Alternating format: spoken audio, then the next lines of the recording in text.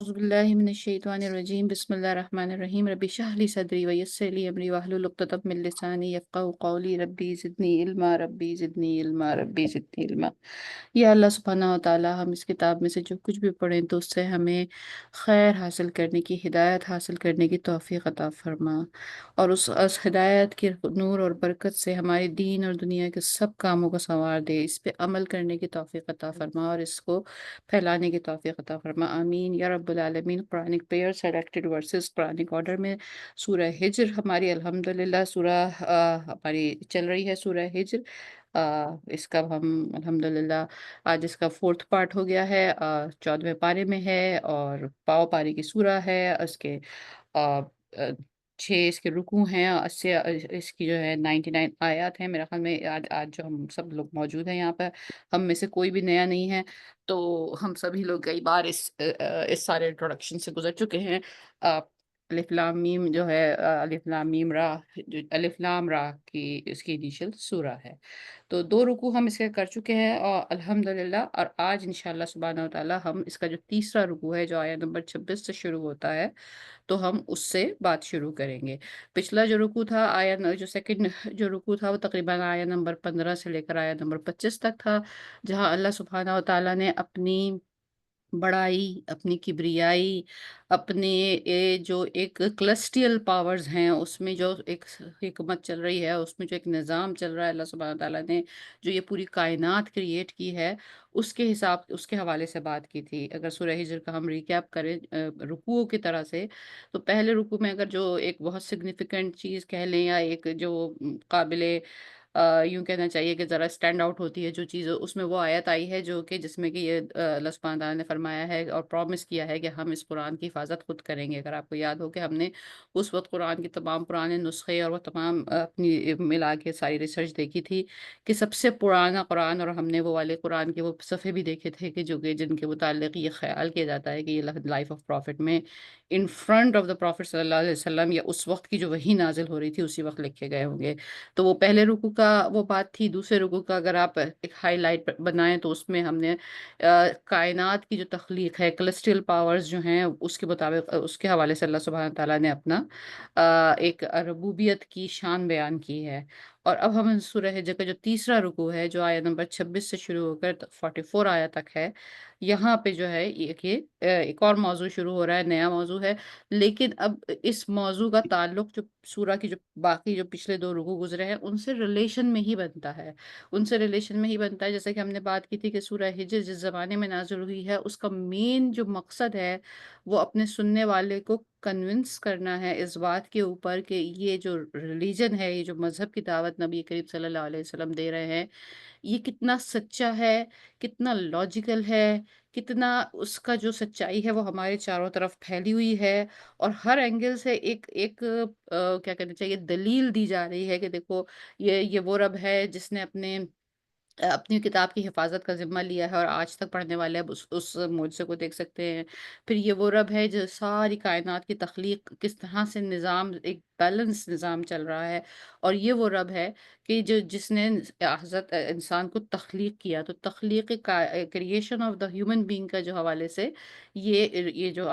رکو نمبر 3 ہے یہ شروع ہوتا ہے، اور پھر ہم اس کو انشاءاللہ سبحانہ تعالیٰ آج دیکھیں گے۔ تو اعوذ باللہ من الشیطان الرجیم بسم اللہ الرحمن الرحیم، آیت نمبر 26۔ وَلَقَدْ خَلَقْنَا الْإِنسَانَ مِنْ صَلْصَالٍ مِنْ حَمَائِمٍ مسنون، اور بلا شبہ ہم نے پیدا کیا انسان کو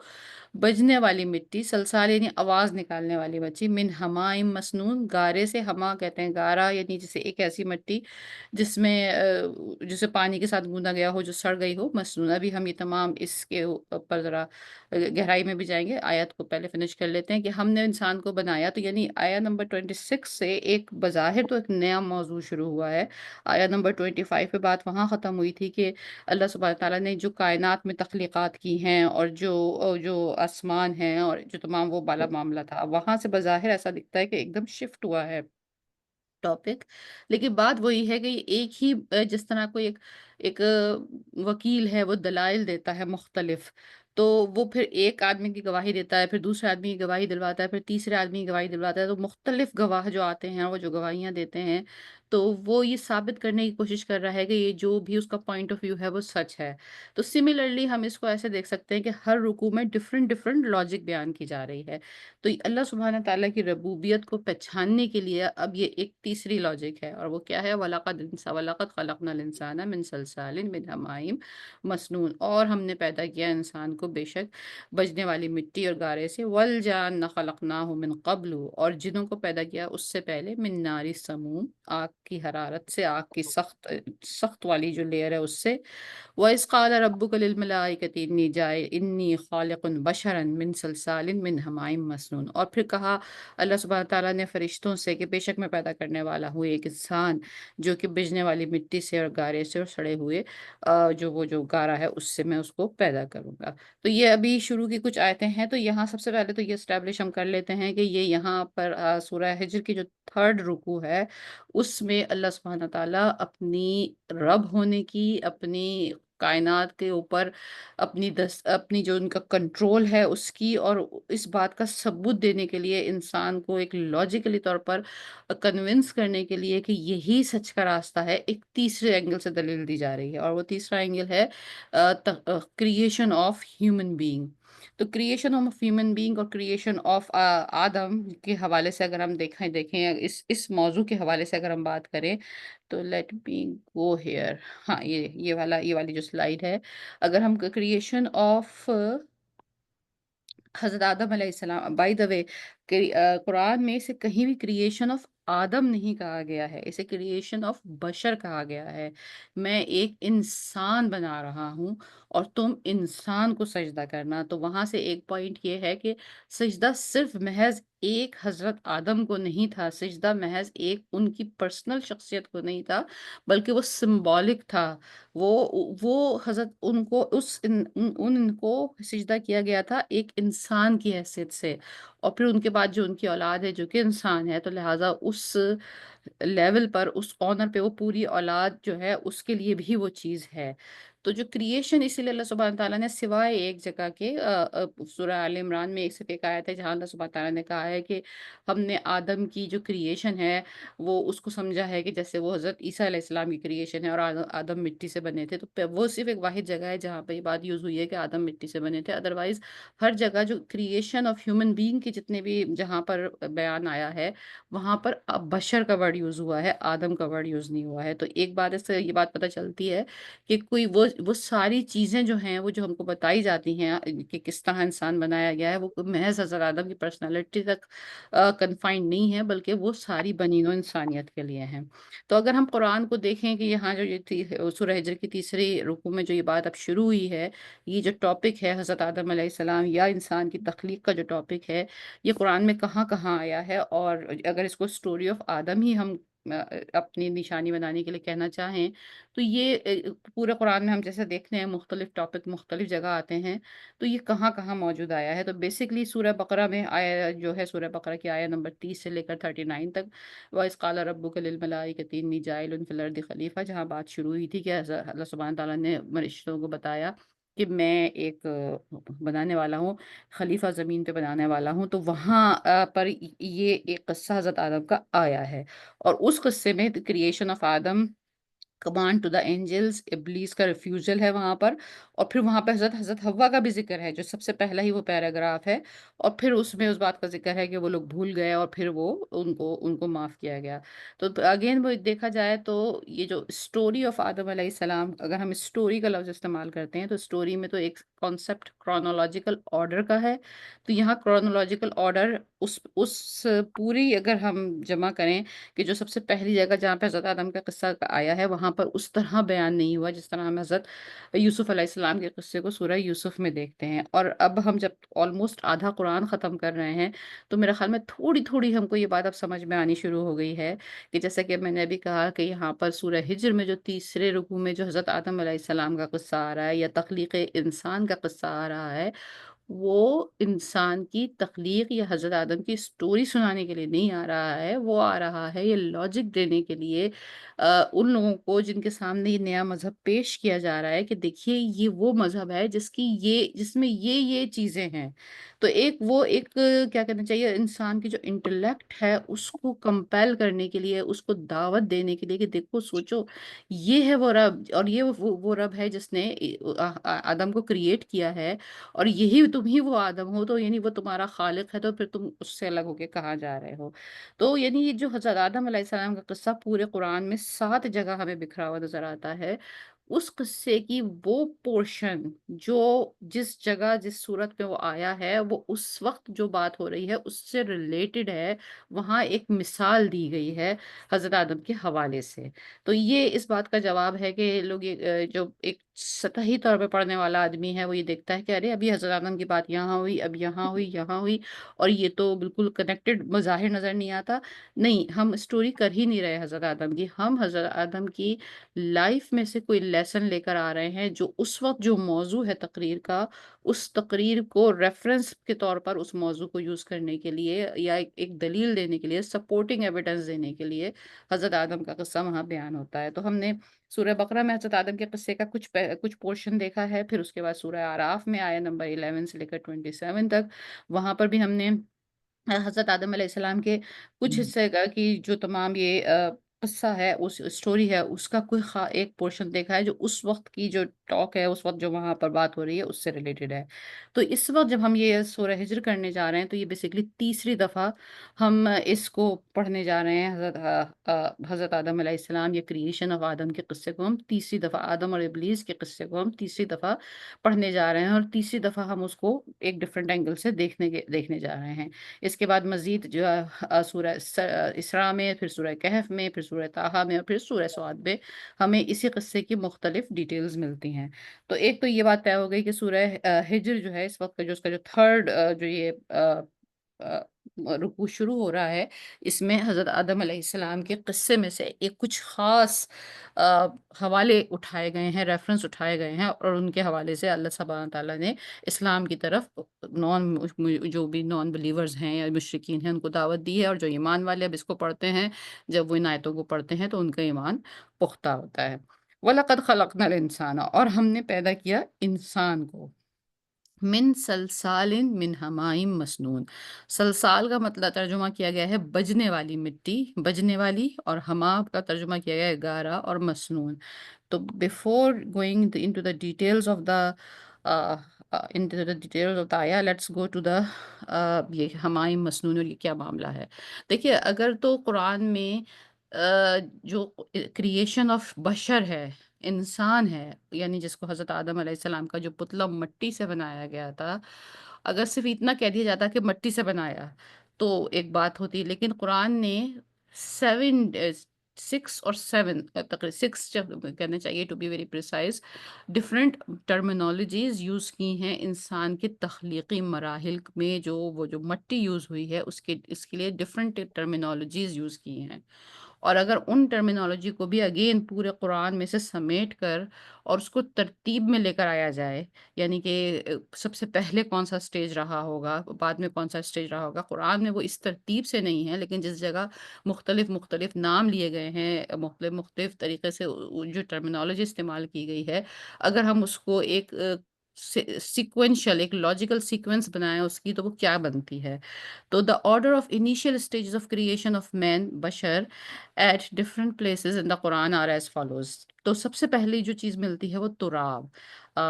یہ سورہ حج میں بھی لفظ یوز ہوا ہے، سورہ آل عمران میں بھی لفظ یوز ہوا ہے تراب۔ ایسا تو یہ تراب کا لفظ، تراب کا مطلب ہوتا ہے مٹی، خاک، ڈسٹ، سوائل، سوکھی مٹی اس کو آپ کہہ سکتے ہیں۔ ایک ایسی مٹی جیسے بچے مٹی میں کھیل رہے ہوتے ہیں، سوکھی مٹی میں جب وہ کھیلتے ہیں، یا اگر آپ اس پہ اپنا ہاتھ لگاتے ہیں تو وہ مٹی آپ کے ہاتھ میں اس کی جو ڈسٹ پارٹیکلز ہیں چپک جاتی ہے، یا جیسے یوں سمجھ لیجئے کہ جو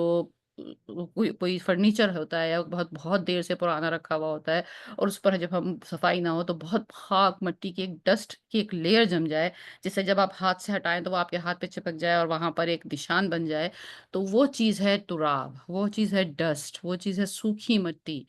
तो आपको पता है हज़रत अली रज़ी अल्लाह ताला अन्हा को और नबी करीम सल्लल्लाहु अलैहि वसल्लम ने एक बार प्यार से अबू दुराब कह के पुकारा था, क्योंकि वो एक जंग से जब वो वापस आ रहे थे तो वहाँ पर वो एक जगह मिट्टी में लेट गए, और जब वो लेट गए तो उनके गाल के ऊपर, चेहरे के ऊपर थोड़ा-सी मिट्टी लग गई और वो वहाँ वो सो गए, उनकी आँख लग गई, तो आपने बहुत प्यार से उनको कह के उठाया था, "ए अबू तुराब।" अबू तुराब एक अरब एक वो है, यानी अबू माने बाप, या तो मिट्टी के बाप, मतलब एक ये एक जेस्चर है, अरबिक मुहावरा है, ये किसी को इस तरह कहते हैं कि जो किसी का उससे रिलेटेड हो, तो वो अबू तुराब इस उनको वो एक कुनियत दी थी न हज़रत नबी करीम सल्लल्लाहु अलैहि वसल्लम ने। तो तुराब माने सूखी खाक को जैसी मिट्टी। तो एक तो चीज़ ये हो गई। क्ले का जो वर्ड है वो उसको कवर करता है, जैसे तुराब को।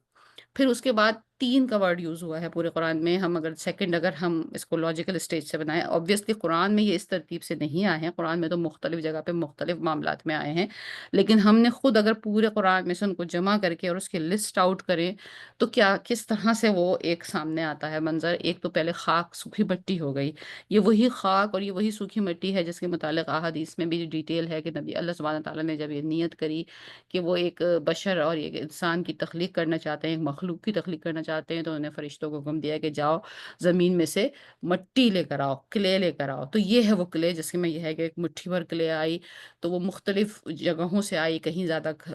डार्क रंग की थी, कहीं लाइट रंग की थी, कहीं की पथरीली थी, कहीं की बंजर थी, कहीं की ज़रख़ेज़ थी। तो ये मिट्टी के जो टेक्सचर्स थे ये डिफरेंट थे। उसके बाद जो सेकंड स्टेज जिसको हम समझ सकते हैं वो है तीन। 3 का वर्ड यूज़ हुआ है। 3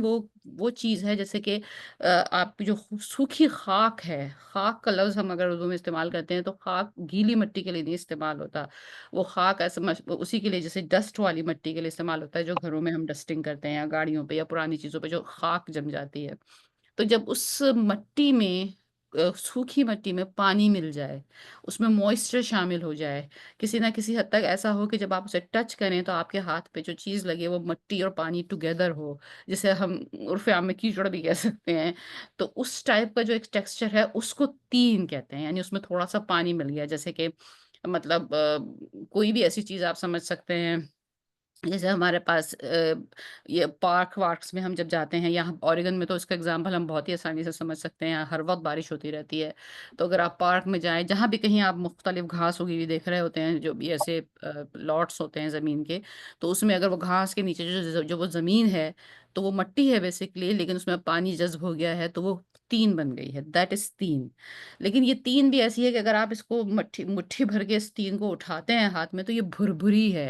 यानी गीली तो है, लेकिन ये टुकड़े भुरभुरी है, टुकड़े-टुकड़े है, यानी ये रेज़ा-रेज़ा होके इधर-उधर बिखर जाएगी। ये कोई एक सॉलिड गुंधा हुआ, जैसा हमारे यहाँ आटा गुंधा हुआ होता है, एक बिल्कुल एक चीज़ होती है, उस तरह की सिचुएशन नहीं है। वैसे बीइंग वुमेन क्लास, इस सारे स्टेजेस को हम अपने आटे के साथ भी जो हम आटा गूँथते हैं या नीट करते हैं, उसके साथ भी हम इसकी एनालॉजी बना सकते हैं कि जब सूखा आटा होता है, जिसे हम खुश्की भी कहते हैं, तो उसको हम क्ले की सूरत में सोच सकते हैं, और फिर जब हम उसको गूँथने के लिए उसमें पानी डालना शुरू करते हैं, तो शुरू में जब थोड़ा पानी होता है, तो वो अलग-अलग उसमें मॉइस्चर तो होता है, लेकिन वो अलग-अलग सी रोटियाँ सी बन जाती हैं। तो बिल्कुल इसी तरह ये 3 है कि वो एक होती तो बज़ाहिर जुड़ी हुई है, लेकिन अगर उसे मुट्ठी में लेंगे तो वो बिखर जाएगी। फिर तीन लाज़िब का लफ्ज़ यूज़ हुआ है उसके बाद, यानी अब हम ये क्रोनोलॉजिकल चल रहे हैं, again and again I am repeating कि ये इस तरतीब से कुरान में नहीं आया, लेकिन हम अपनी लॉजिकल ये सोच रहे हैं कि पहले सूखी मिट्टी में ज़ाहिर है पानी लिया, फिर पानी से ज़रा-सी वो मॉइस्ट हो गई, फिर अब उसके में तीन लाज़िब क्या चीज़ हो गई? तीन लाज़िब ये हो गया कि जब पानी उसमें थोड़ी देर तक पड़ा रहा, जब पानी उसमें थोड़ी देर तक पड़ा रहेगा, तो वो ज़रा-सी स्टिकी हो जाएगी। जैसे मिट्टी जो होती है ना, जैसे ज़रा-सी, जैसे कि मैं अभी आटे की बात कर रही हूँ कि अगर हम आटे में पानी को थोड़ी देर डाल के छोड़ दें और फिर उसको थोड़ी देर बाद आकर, अभी हमने उसे नीड नहीं किया है, लेकिन अगर हम आके उसमें आप हाथ लगाते हैं, उँगली मारते हैं, तो वो थोड़ा-सा एक स्टिक सी बनती है, एक तार सा बनता है, वो हाथ पे चिपकना शुरू हो जाता है और एक ज़रा-सी उसमें लेस सी आ जाती है। तो वो जो लेस आई है, स्टिकीनेस आई है, उसे तीने लाज़िब कहते थे। پاکستان میں جو خاص طور پہ پنجاب میں کراچی کے رہنے والے تو شاید اس کو اتنا ریلیٹ نہیں کر سکیں، لیکن جو لوگ پنجاب میں گاؤں میں رہے ہیں وہاں پہ جو مٹی کے جو گھر ہوتے تھے، تو وہ جو جس مٹی سے جو گھر بنایا جاتا ہے وہ بھی اس کو ہم تین لازب کے ساتھ ریلیٹ کر سکتے ہیں، تھرڈ اسٹیج کے ساتھ، کہ وہ مٹی کو پانی ڈال کے گوندا جاتا تھا جب جب سیمنٹ کے آنے سے پہلے کی بات ہو رہی ہے، یا ابھی بھی ہم کہیں پرانے مٹی کے جو بنے ہوئے گھر دیکھتے ہیں تو وہ یہی ہوتا تھا کہ پہلے خاک لے کر، سوکھی مٹی لے کر اس میں پانی ڈالا جاتا تھا، اور پھر اس پانی کے ساتھ اس مٹی کو تھوڑی دیر چھوڑا جاتا تھا تاکہ اس میں وہ لیس پیدا ہو جائے، وہ مطلب اس کی گندھائی بھی کی جاتی تھی، کچھ اسے مکس کیا جاتا تھا، تو جب وہ لیس پیدا ہوتی ہے تو پھر وہ جو ہم مٹی کے کھلونے بناتے ہیں یا برتن بناتے تھے بچپن میں، ایک جو جن لوگوں کو چانس ملا ہے اپنے بچپن میں اوریجنل مٹی سے کھیلنے کا، تو پھر وہ ایک لیسی لیسی سا چیز بنتی ہے، تو اس سے آپ باقاعدہ کوئی شیپ بنا سکتے ہیں، دیٹ از تین لازب، یہ اسٹکی مٹی ہو گئی ہے۔ پھر اس کے بعد جو فورتھ اسٹیج آئی ہے قرآن کریم کے تمام مختلف حوالوں سے مختلف طرح سے، وہ ہے ہمائم مسنون۔ ہمائم مسنون کیا ہوا کہ ایک تو وہ ہے تین لازب کے جیسے ہم نے باقاعدہ گوندا ہے مٹی کو، جس طرح آٹے کو گوندے جاتے ہیں، تو اس میں کچھ لیس آئی ہے، تو اب اس لیس سے ہم اس کا پیڑا بنا سکتے ہیں، اس کا شیپ بنا سکتے ہیں۔ سملرلی مٹی کے لیے جب ہم نے اسے پانی ڈال کے چھوڑا ہے یا تھوڑا اسے گوندا بھی ہے، تو وہ ایک بڑی چکنی سی، ایک ایسی جسے پوٹری جسے ہم کہتے ہیں نا، بچے جو کھیلتے ہیں، یا جیسے کمہار جو کوئی چیزیں بناتا ہے، مٹکے بناتا ہے، تو وہ جو دیکھے ہوگا بڑی صاف ستھری سی، بڑی اسموتھ سی اس کی ساری اس میں سے پتھر اڑا بالکل سب نکل گیا، اور وہ بڑی اسموتھ سی چکنی سی مٹی ہے، تو وہ تین لازب تھا۔ لیکن اب اگر وہ والی مٹی کو بھی بہت دیر تک چھوڑ دیا جائے باہر ہی، اور جو پانی کا جو اس کے اندر ریشو ہے وہ تھوڑا سا اس کے اندر زیادہ رہے، تو وہ پانی جو ہے آہستہ آہستہ سڑنا شروع ہو جائے گا۔ جیسے یہ جو پڈلز ہوتے ہیں، یا جیسے دلدل آپ سمجھ لیں، یا سوامپ سمجھ لیں، کچھ اس سے ریلیٹڈ یہ نیکسٹ اسٹیج ہے، کہ تھوڑا یہ جو چکنی سی مٹی تھی، جو اسٹکی سی مٹی تھی، جو جو جو کمہار کے پاس یا جو لوگ چیزیں بناتے ہیں مٹی کی، وہ تو بڑی خوبصورت صاف ستھری چکنی سی ہوتی ہے، لیکن اگر اس میں ذرا سا پانی کا ریشو زیادہ کر کے چھوڑ دیا جائے بہت دیر تک باہر، 4 5 6 7 دن تک، تو کیا ہوگا کہ وہ پانی اس کے اندر سڑ جائے گا، اور اس پانی میں فریگمنٹیشن پیدا ہو جائے گی، اس میں کائی لگ جائے گی، یا جیسے اب ہم سائنٹفک ورڈ میں کچھ بھی کہہ سکتے ہیں، اس میں جراثیم پیدا ہو جائیں گے، جو کچھ ہو جائے گا، ان جراثیم اور سڑنے کی وجہ سے اس کے اندر بو آنی شروع ہو جائے گی، اور اسی جراثیم اور اسی سڑنے کی وجہ سے اس مٹی کا رنگ جو ہے نا بہت ڈارک ہو جائے گا، کالا ہو جائے گا، یعنی جو اوریجنل خاک جو آئی تھی زمین سے، جو فرشتے لے کے گئے تھے، جس کے لیے ایک یہ تعویل پیش کی جاتی ہے کہ کچھ لوگ جو تھے وہ جو کالے ہیں اور کچھ لوگ گورے ہیں، تو وہ اس لیے ہیں کہ وہ جو مختلف جگہوں سے مٹی خاک اکٹھی کی گئی تھی، اس میں سے کچھ کا رنگ کالا تھا اور کچھ کا رنگ گورا تھا، وہ کلر تو الگ چیز ہے، یہ جو ڈارک کلر ہے یہ سڑنے کی وجہ سے ہے، جیسے کوئی ہم گھر میں کھانا پکاتے ہیں، اس کا رنگ کچھ اور ہوتا ہے، لیکن اگر ہم اسے کافی دیر تک باہر رکھ دیں تو وہ جب سڑتا ہے تو وہ ڈارک رنگ کا ہو جاتا ہے۔ تو ہمائم مسنون کیا چیز ہے کہ وہ جو چکنی مٹی تھی، وہ پانی کے زیادہ ریشو ہونے کی وجہ سے اب اس میں وہ بدبو پیدا ہو گئی، اور وہ سڑ گئی، اور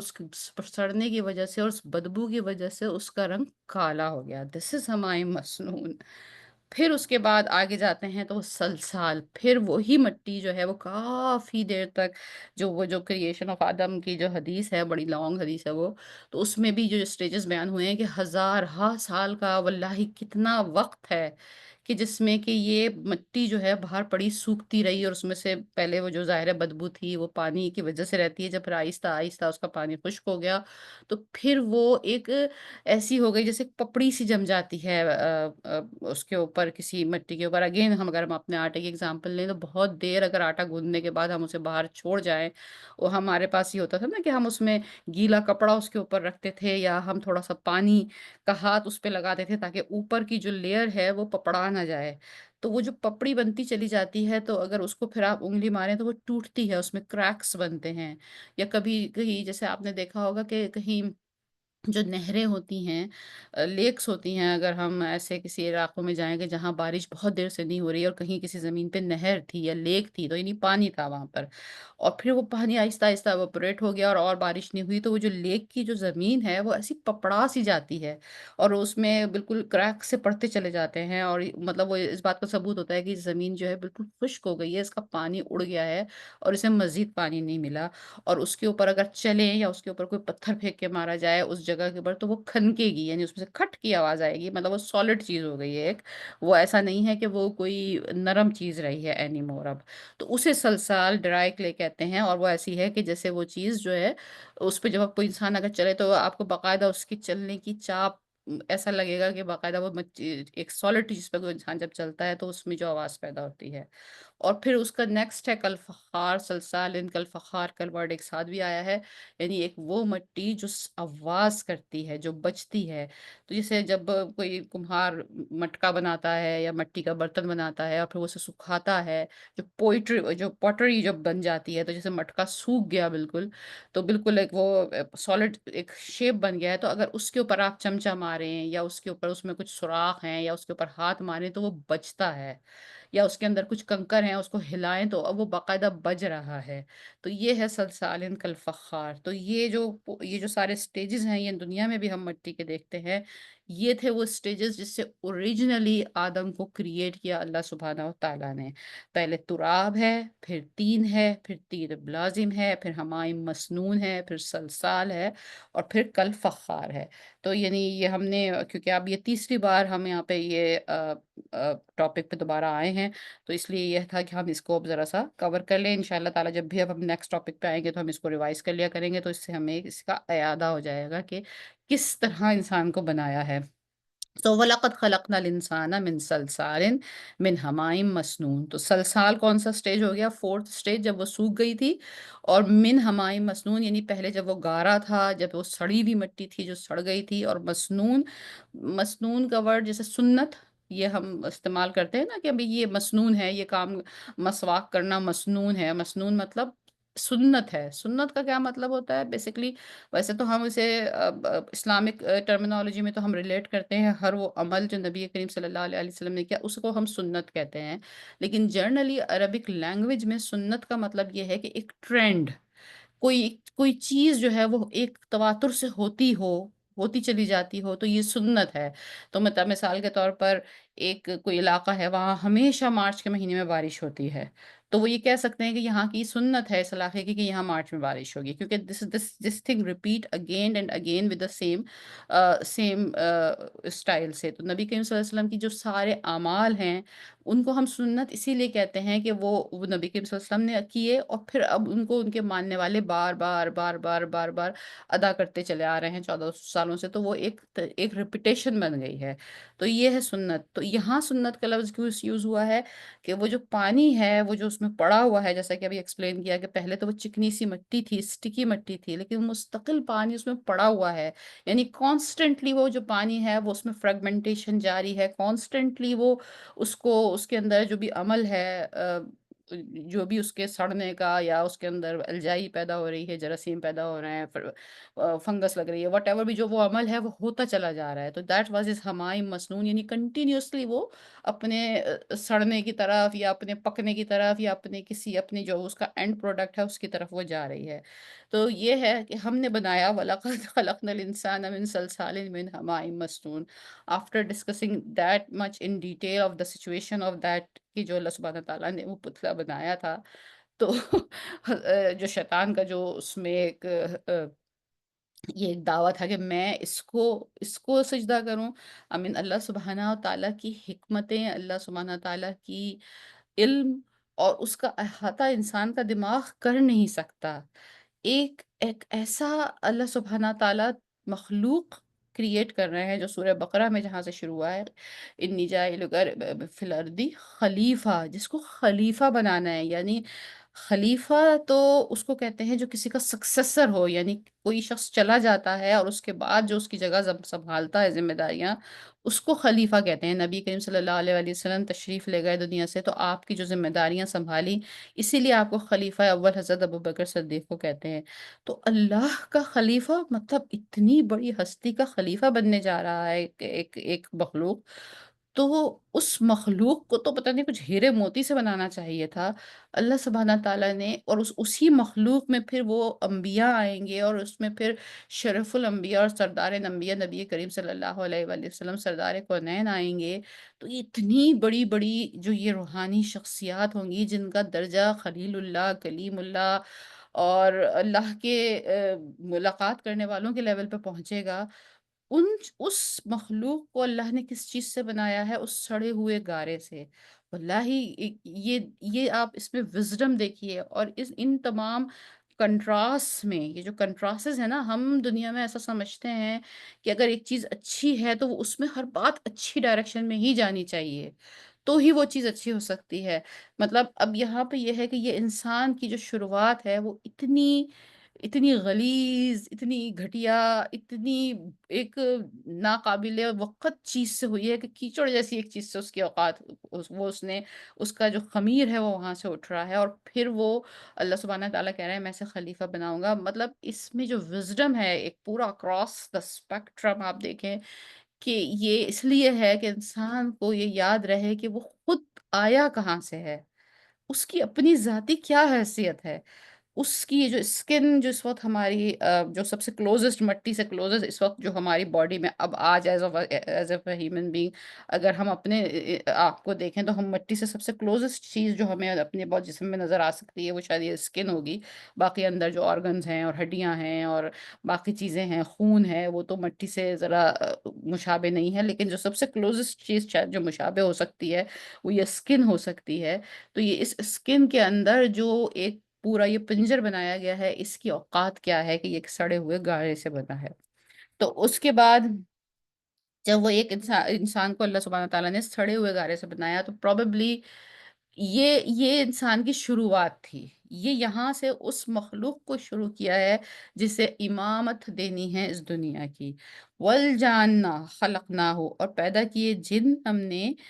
جن کو ہم نے پیدا کیا من قبل۔ یہاں پہ ایک بات اس آیت سے یہ بھی ظاہر ہو گئی کہ جن جو تھے وہ اس سے قبل پیدا کیے گئے تھے۔ جیسے میں سورہ بقرہ کی آیات کا ریفرنس دے رہی ہوں نا، کہ جب اللہ سبحانہ تعالیٰ نے پہلی بار جہاں حضرت آدم کی تخلیق کا ذکر آیا ہے سورہ بقرہ میں، اِذ قال ربک للملائکۃ انی جاعل فی الارض خلیفہ قالوا اتجعل فیها ان یفسد فیها ویسفک الدماء ونحن نسبح بحمدک ونقدس لک۔ تو اسٹریٹ فارورڈ فرشتوں نے امیڈیٹلی کیا جواب دیا ہے؟ اس کو بنائیں گے آپ جو یہ خون پھیلائے گا وہاں پر، جو شر پھیلائے گا زمین پر، جو فساد کرے گا، قدیمہ نہنو کہ وہ جو ہے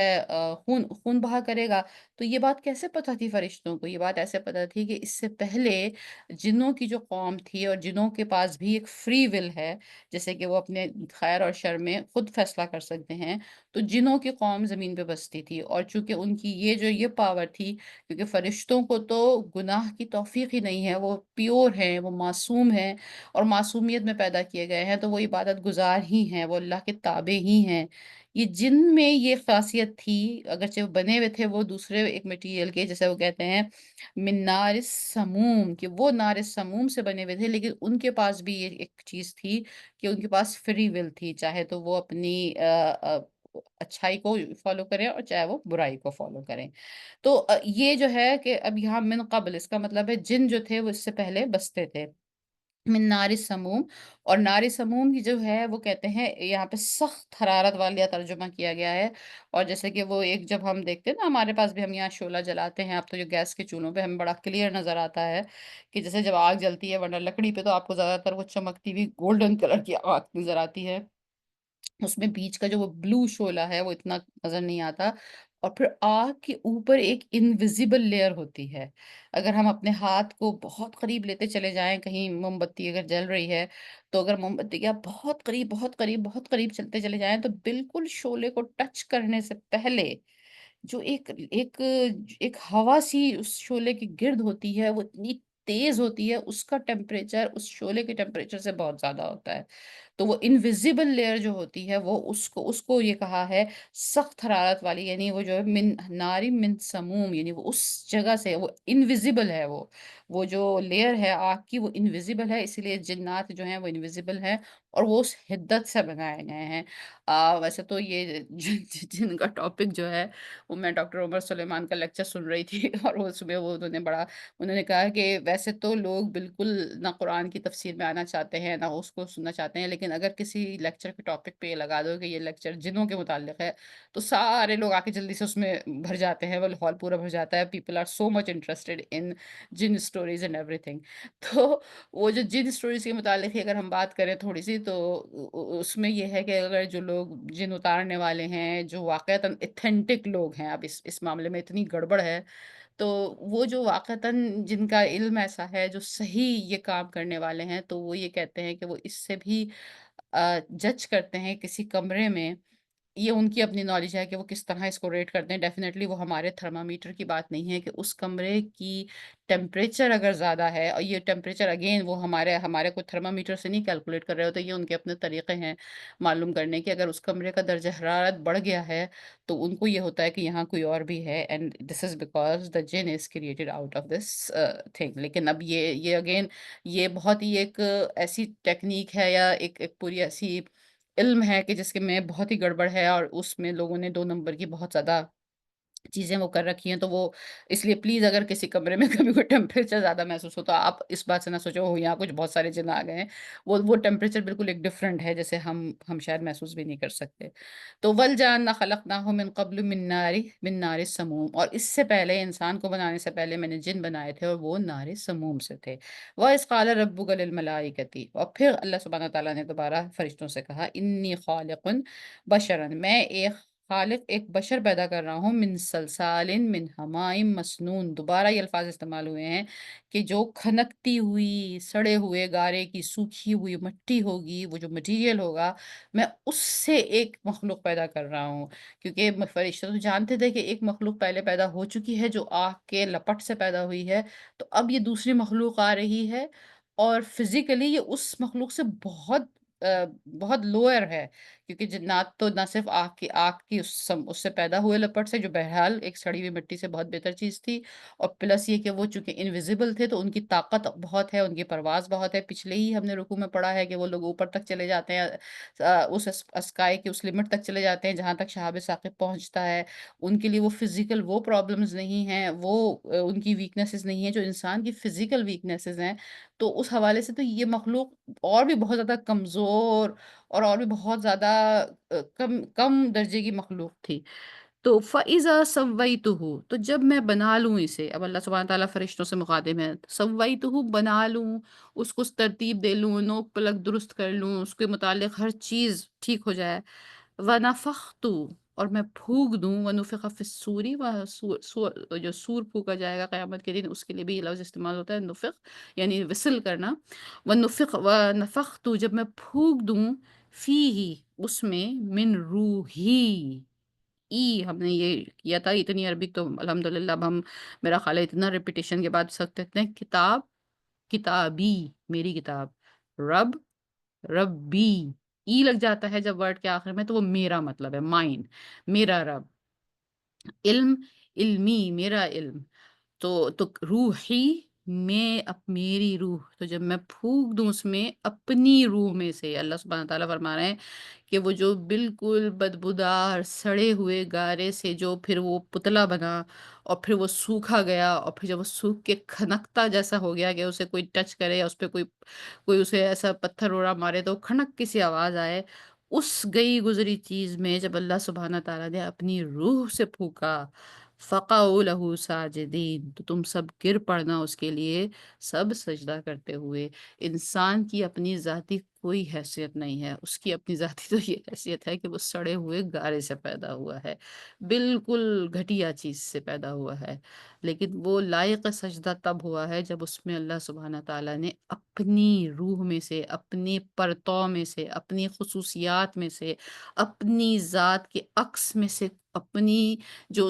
اس کی بڑائی ہے، جو اس کی کبریائی ہے، جو اس کی ہستی ہے اعلیٰ اور عرفہ، اس اعلیٰ اور عرفہ ہستی کا کوئی ایک عکس، جو بھی اس کی ایک ماہیت ہوگی، we don't know how it happened, لیکن جب وہ روح کی جو کنڈیشن ہے، اور روح جب اس میں آئی ہے، اس کے بعد اس مٹی اور گارے کی جو وہ پنجر ہے، اس کی نصیب جاگے ہیں، اور اب اس روح اور اس مٹی اور گارے کا جو وہ کمبینیشن ہے، بیسیکلی یہ ہے انسان۔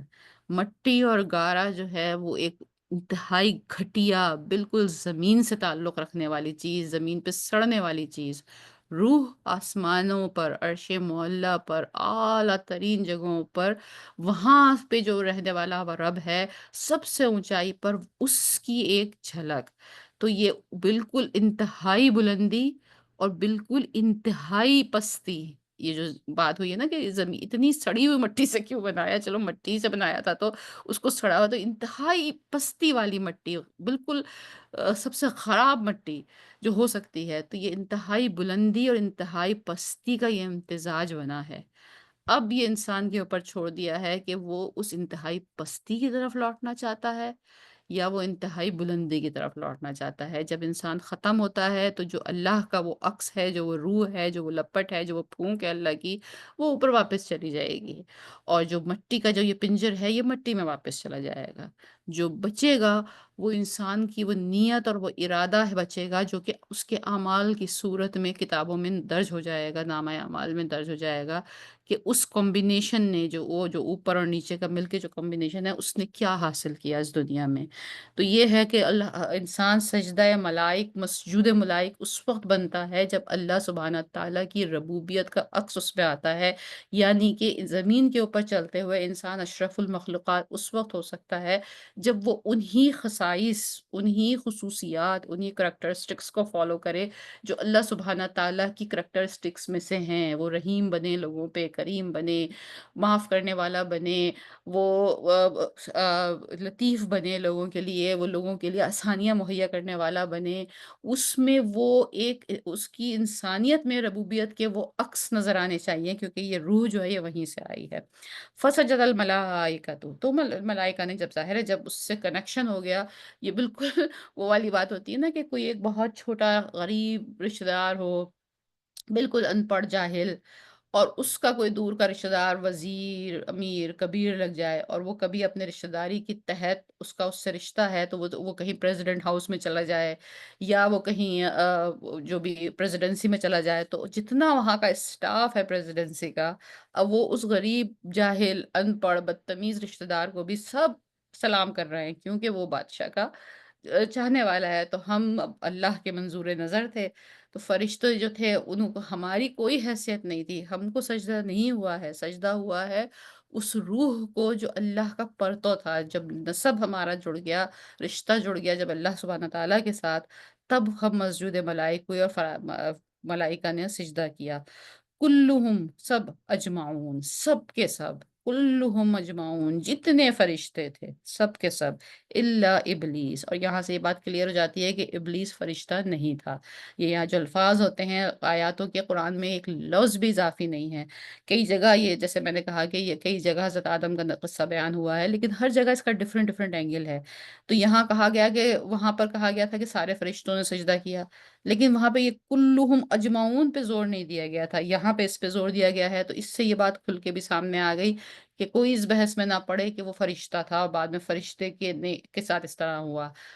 فرشتوں نے تو ساروں نے، ایوری سنگل ون نے سجدہ کر لیا تھا، الا ابلیس، سوائے ابلیس کے، جو کہ یقیناً پھر ایک جن تھا، اور اپنے زہد سے، اپنے تقوی سے، اپنی عبادت سے اس کا درجہ اتنا بلند ہوا تھا کہ وہ زمین سے اٹھ کے آسمانوں تک آ گیا تھا اور وہ فرشتوں کی محفل میں بیٹھا کرتا تھا۔ ابا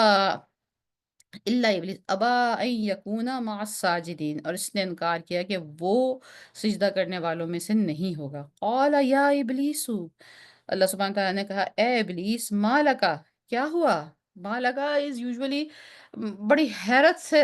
سوال کیا جاتا ہے، اور ما لکا نارملی ایسا کوشچن کا طریقہ یہ ہے، ارے تمہیں کیا ہو گیا ہے، یعنی تو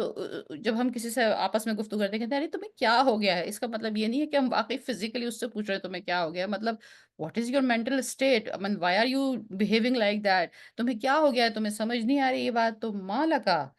اللہ، کہ نہیں، اللہ تکون مع الساجدین، کیا ہو گیا تم کو؟ کیوں تم نے سجدہ نہیں کیا؟ کیوں تم سجدہ کرنے والوں کے ساتھ نہیں ہوئے؟ قال لم اکن لا لاسجد قال الم اکن لاسجد لبشر خلقته من صلصال من حماء مسنون، اور کہا ابلیس کہ میں نہیں ہوں کہ میں سجدہ کروں کسی انسان کو جسے تو نے پیدا کیا بجنے والی مٹی، گارے سے اور سڑے ہوئے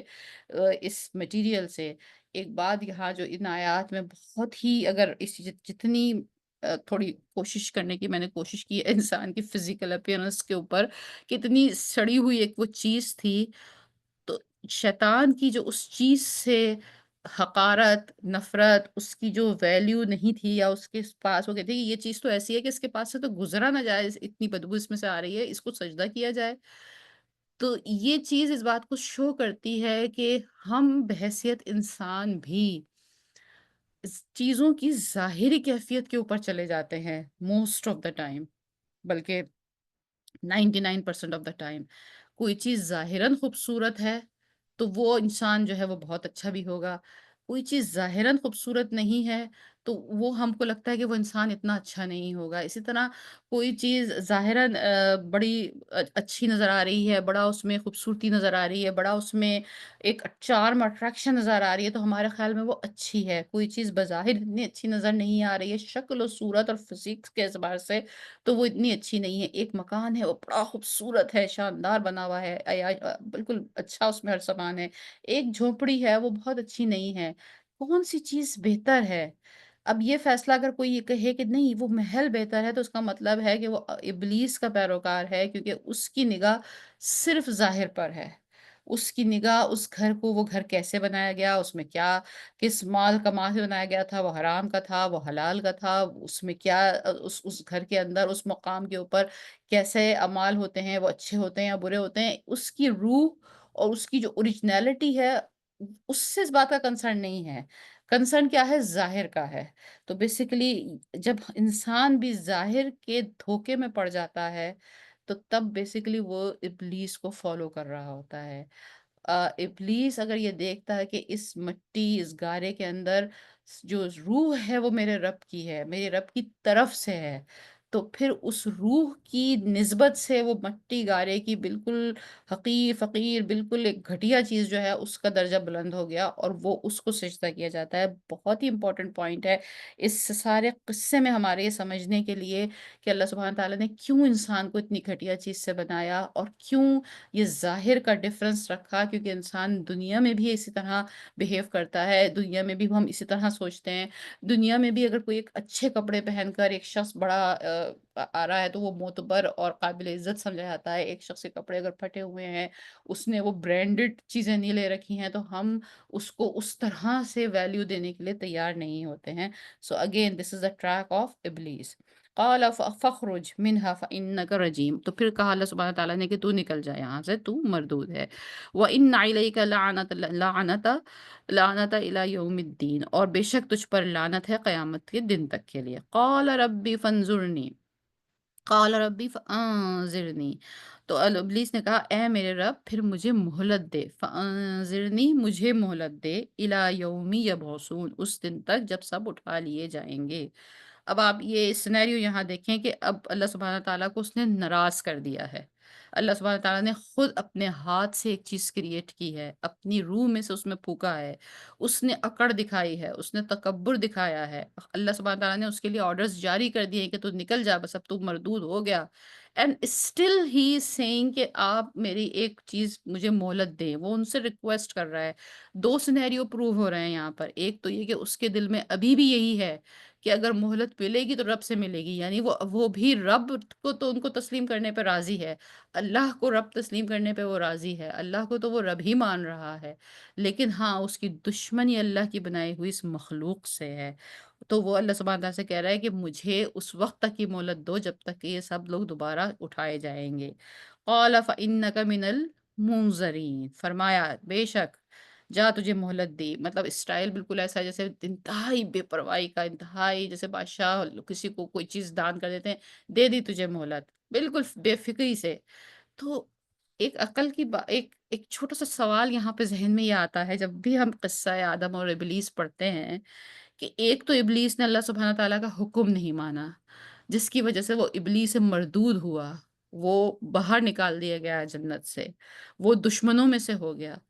این اسی ٹائم پر وہ اللہ سبحانہ تعالیٰ سے ایک ریکویسٹ کر رہا ہے، تو یعنی وہ یہ مان رہا ہے کہ آپ تو رب ہی ہیں، ریکویسٹ تو آپ ہی سے ہوگی، اور اس ٹائم پر اللہ سبحانہ تعالیٰ نے جو اپنی ہاتھ سے وہ مخلوق کریٹ کی ہے اور وہ کہہ رہا ہے کہ میں اس کو بگاڑوں گا، میں اس کے ساتھ میں اس کو بھٹکاؤں گا، میں اس کو پریشان کروں گا، تو ہونا تو یہ چاہیے کہ اگر جیسے کہتے ہیں نا we are on the same side, ہم ایک ٹیم میں ہیں، تو اللہ سبحانہ تعالیٰ کو تو کہنا چاہیے تھا بھگ جائے یہاں سے کہ تو کیوں میرے بندے کو ستائے گا، میں اپنے بندے کی خود حفاظت کروں گا۔ لیکن وہاں اللہ سبحانہ تعالیٰ کہتا ہے okay fine, you got it what you find. کیا یہ بات ہم کو کیا میسج دیتی ہے؟ یہ بات ہم کو یہ میسج دیتی ہے کہ بیسکلی خلیفہ جو ہم کو بنایا تھا، جب اللہ نے اپنی روح میں سے ہم کو پھونک دیا تھا، تو پھر جو ایک رشتہ ہے ایک انسان کا اپنے رب کے ساتھ، وہ وفا کا رشتہ ہے۔ جب یہ بالکل ایسا ہے جیسے میں اپنے ماں-باپ کی اولاد ہوں، تو میں ان کے جسم کا ایک حصہ ہوں۔ تو جو محبت مجھے اپنے ماں-باپ سے اس لیے ہے کہ میں ان کے وجود کا ایک حصہ ہوں، تو میں قدرتی طور پر میری ہر ایک جو ایک پیورٹی ہے ہر خلوص کی، ہر جذبے کی، وہ ان کی طرف جائے گی۔ ام اولاد کتنی ہی نالائق ہو، کتنی ہی ناخلف ہو، کتنی ہی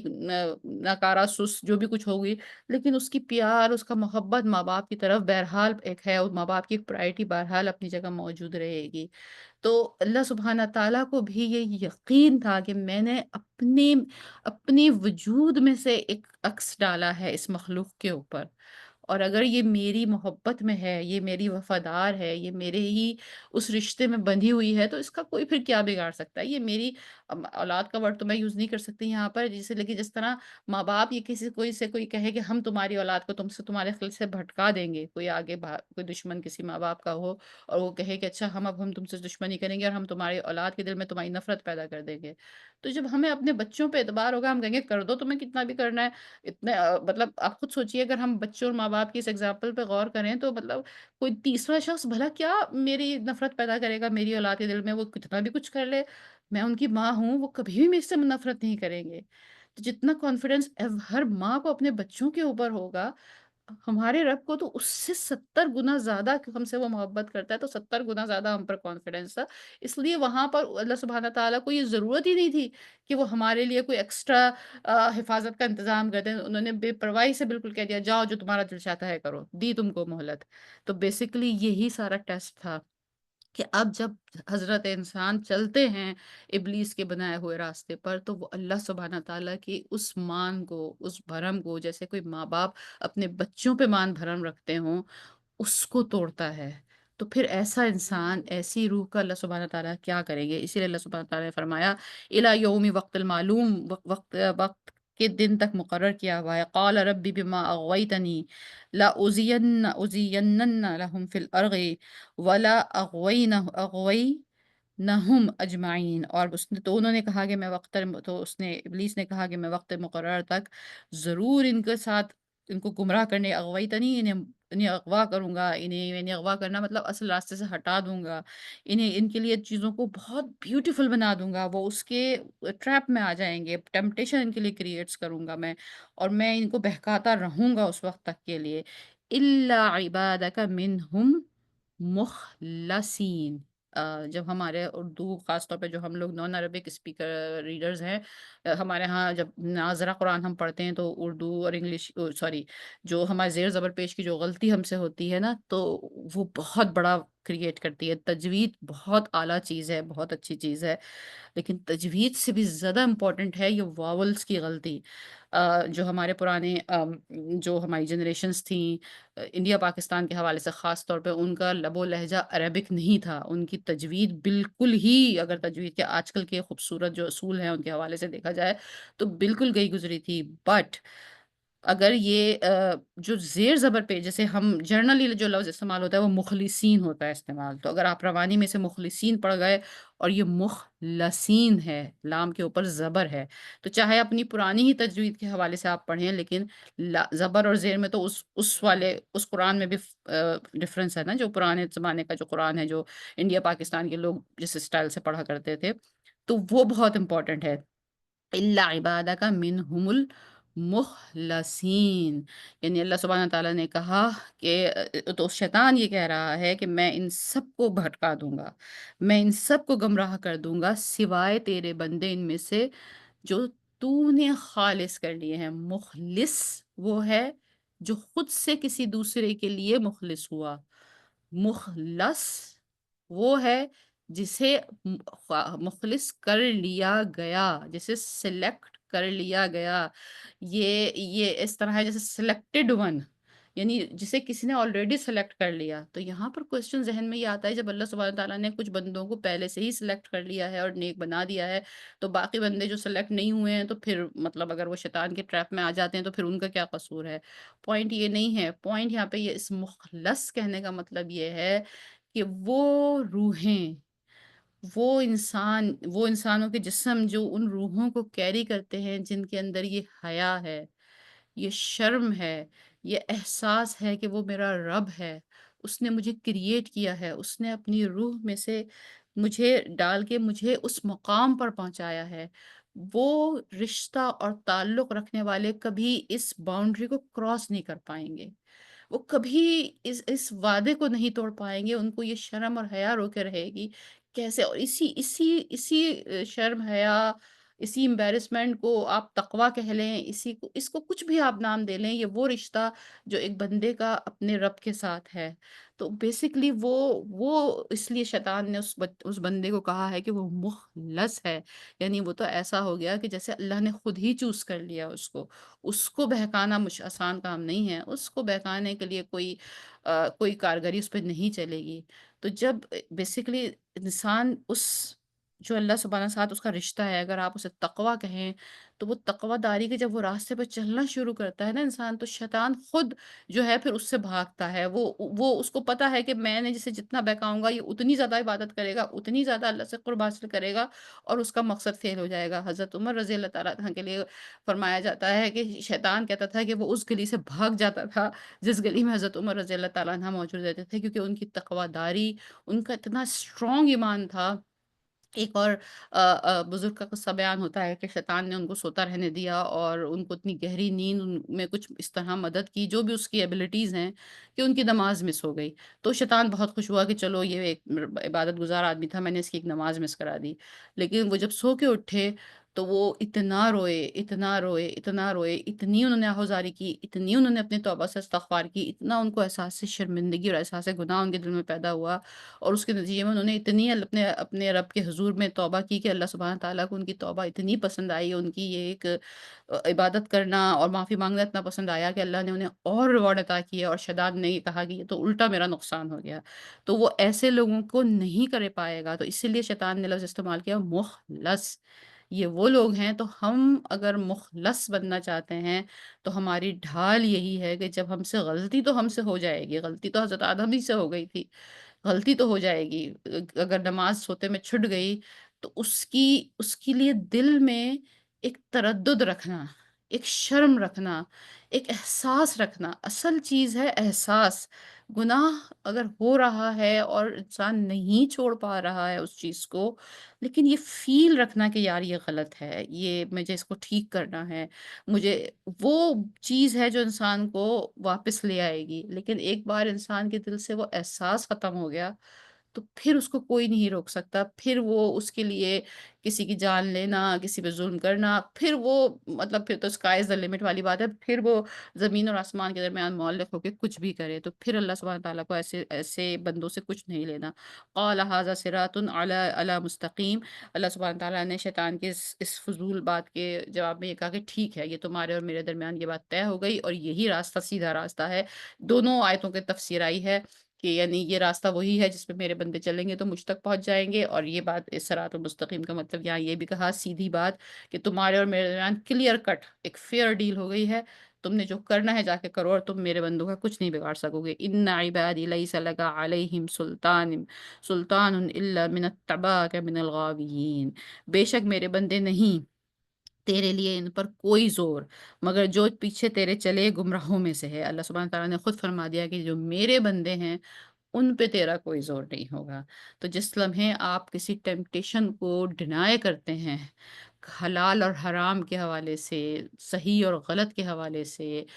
فاربیڈن اور ناٹ فاربیڈن کے حوالے سے اس چیز سے منع کر دیا گیا ہے، اس سے آپ رک جاتے ہیں، تو اس وقت آپ شیطان کو یہ بتا رہے ہوتے ہیں کہ نہیں میں اپنے رب کا بندہ ہوں، اور اس وقت رب کو یہ بتا رہے ہوتے ہیں یا اللہ میں تیرا ہی بندہ ہوں۔ وَإِنَّ جَهَنَّمَ لَمَوْعِدُهُمْ أَجْمَعِينَ، اور وہ لوگ جو اس راستے کو کراس کر جاتے ہیں، چاہے وہ چھوٹی سی ہی بات ہو،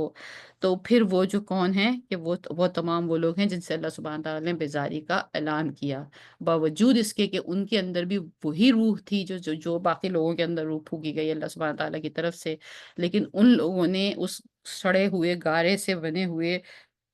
پنجر کی جو خاصیت تھی اس کی طرف زیادہ رجوع کیا اور اس روح کی پاکی کی طرف رجوع نہیں کیا۔ لہا سبعۃ ابواب لکل باب منہم جزء مقسوم، اور اس تمام کے تمام اس کے 7 دروازے ہیں، اور ہر دروازہ اس کا ان میں سے ایک حصہ تقسیم کیا ہوا ہے۔ یہ دوزخ کے بارے میں ہے کہ اس کو 7 دروازے ہیں، اور ان 7 دروازوں سے ان دوزخیوں کو ان دوزخ میں داخل کیا جائے گا۔ وآخر دعوانا ان الحمد للہ رب العالمین ربنا تقبل منا انک انت السمیع العلیم وتب علینا انک التواب الرحیم۔ یا اللہ تو ہمیں اپنا مخلص بندہ بننے کی توفیق عطا فرما، آمین یا رب العالمین۔ آ،